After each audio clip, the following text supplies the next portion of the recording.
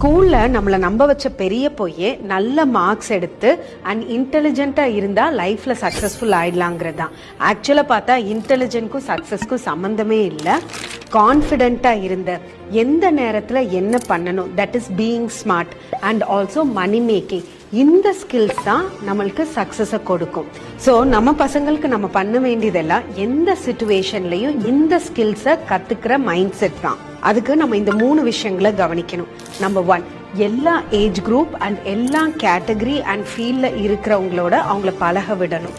Number 2, நம்ம வீட்டில் எடுக்கிற சின்ன சின்ன டெசிஷன்ஸ் அண்ட் ஏதாவது சேலஞ்சஸ் ஃபேஸ் பண்ணும்போது அவங்களோட ஒப்பீனியனை கூர்ந்து கவனிங்க, அதை எடுத்துக்க ட்ரை பண்ணுங்க. நம்பர் 3, அவங்க ஃபெயில் ஆகும்போது அதுக்கு பெருசா அப்செட் ஆகி ரியாக்ட் பண்ணாம அவங்க போட்ட எஃபர்ட்ஸ்க்கு அப்ரிஷியேட் பண்ணுங்க.